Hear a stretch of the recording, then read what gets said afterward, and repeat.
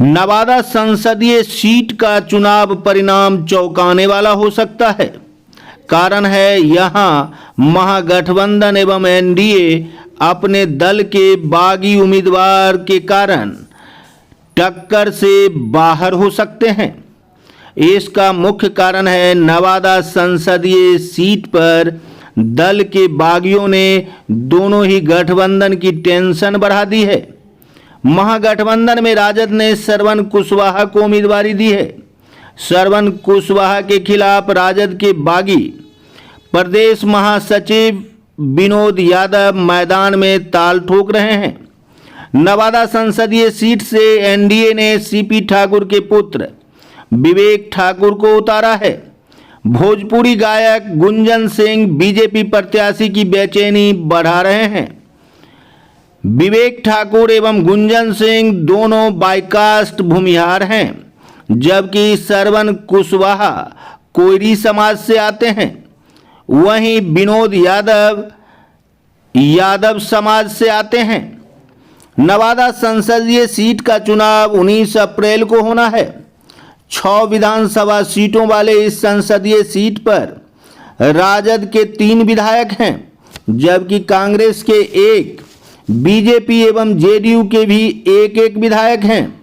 NDA में विवेक ठाकुर के पक्ष में जहां बीजेपी विधायक एवं जेडीयू के विधायक तन मन धन से लगे हुए हैं, वहीं महागठबंधन में श्रवण कुशवाहा के पक्ष में जहां आरजेडी के 1 विधायक और कांग्रेस के 1 विधायक हैं, वहीं विनोद यादव जो निर्दलीय ताल ठोक रहे हैं और आरजेडी के बागी उम्मीदवार हैं, उनके पक्ष में 2 विधायक एवं 1 एमएलसी तथा जिला परिषद के अध्यक्ष भी खुलेआम प्रचार कर रहे हैं।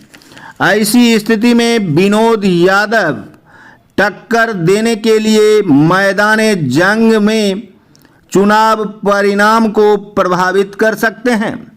लोगों का मानना है कि नवादा संसदीय सीट पर एक चुनाव ऐसा भी हुआ था जिसमें निर्दलीय ने जीत हासिल की थी और कांग्रेस के प्रत्याशी को हराया था। 1967 के चुनाव में सूर्य प्रकाश पुरी जीते थे और कांग्रेस यहां से हारी थी। वर्ष 2019 के चुनाव को यदि देखें तो चंदन सिंह लोक जनशक्ति पार्टी के उम्मीदवार थे और एनडीए गठबंधन के उम्मीदवार के रूप में सूरजभान के भाई चंदन सिंह 4,95,684 मत प्राप्त किया था, जबकि राजवल्लभ यादव की पत्नी विभा देवी को राष्ट्रीय जनता दल के टिकट पर 3,47,612 वोट मिले थे। इस प्रकार से 2019 के दोनों उम्मीदवार विजेता एवं उपविजेता इस चुनाव में खड़े नहीं हैं। विभा देवी नवादा से राजद की विधायिका हैं, जबकि गोविंदपुर विधानसभा क्षेत्र से एमडी कामरान राजद के विधायक हैं। रजौली से प्रकाशवीर राजद के विधायक हैं, जबकि बरबीघा से सुदर्शन कुमार जेडीयू के विधायक हैं। हिसुआ से नीतू कुमारी कांग्रेस के विधायक हैं, जबकि वारसलीगंज से अरुणा देवी बीजेपी की विधायिका हैं। अशोक यादव इस क्षेत्र से निर्दलीय एमएलसी हैं। मोदी की सभा इस क्षेत्र में हो चुकी है। तेजस्वी यादव भी इस क्षेत्र में पहुंच चुके हैं। शक्ति सिंह यादव को विनोद यादव को मनाने के लिए भेजा गया है। इस क्षेत्र में 20,06,124 मतदाता हैं। विवेक ठाकुर और गुंजन सिंह दोनों भूमिहार जाति से हैं और इस क्षेत्र में बाहरी बनाम स्थानीय का मुद्दा भी जोर पकड़ रहा है। इस चुनाव में 8 उम्मीदवारों ने अपनी उम्मीदवारी दे रखी है।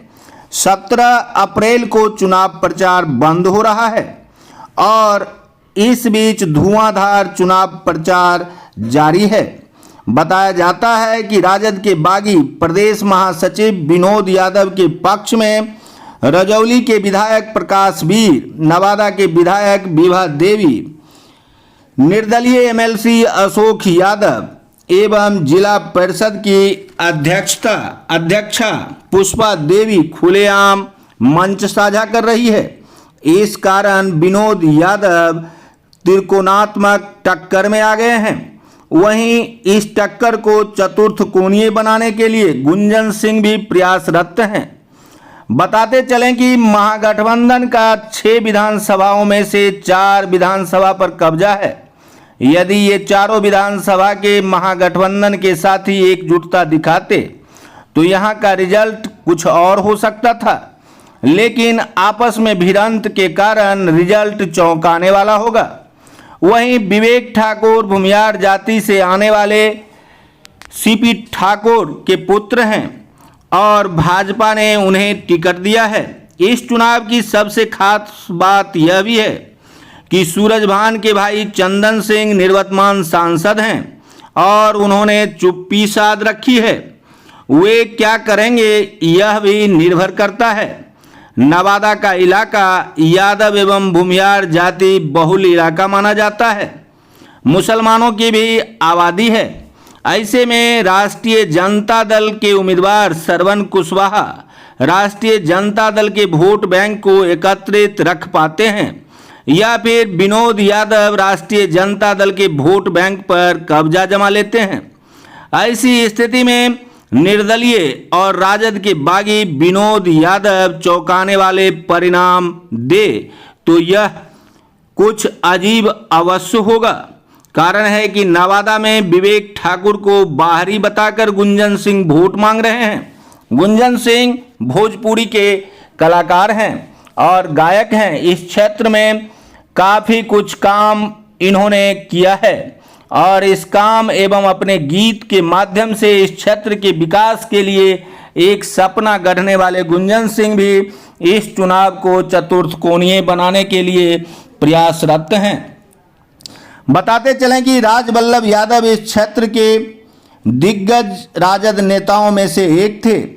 रेप केस में वे वर्तमान में जेल में हैं। उनकी पत्नी नवादा से विभा देवी राजद की विधायिका हैं।